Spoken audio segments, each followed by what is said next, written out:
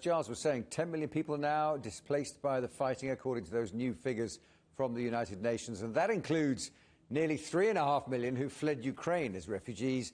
And officials in Central Europe say they're reaching capacity to comfortably house them now in temporary accommodation. Natalie Carney joins us live from Lublin in Poland.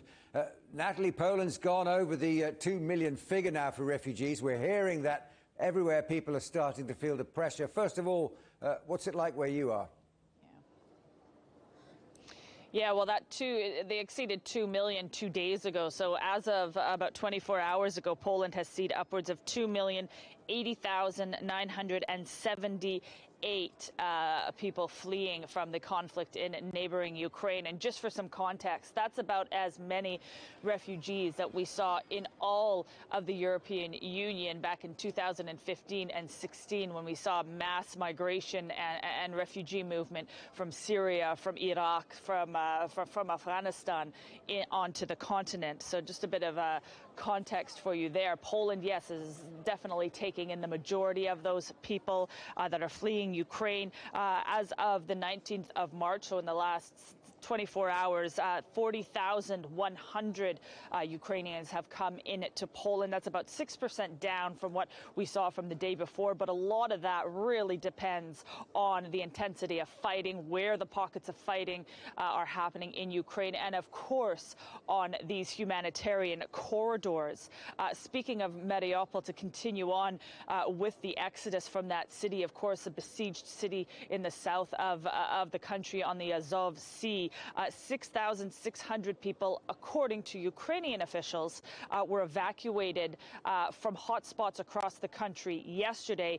4,128 of those were said to have been from Mariupol. Of course, a lot of people moving as far west as they possibly can, and then eventually crossing the border into Poland. Poland is welcoming them with open arms. Hotels, office spaces, personal homes are being occupied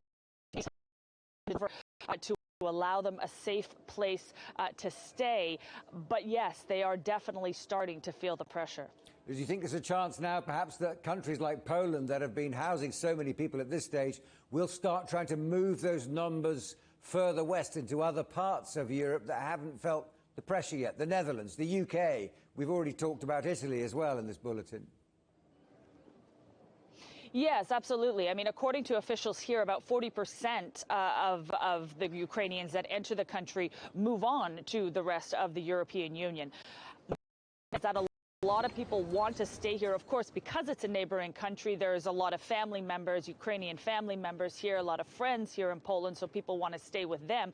But at the same time, they also want to stay as close to Ukraine as possible, so when the conflict does end, they can race back home.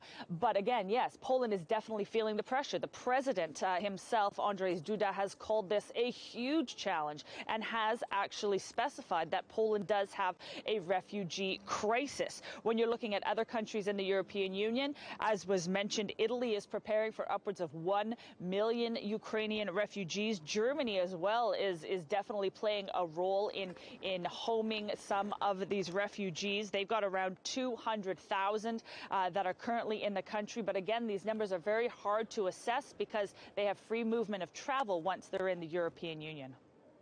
Natalie, thanks very much indeed. Natalie Carney there, live in Lublin for us.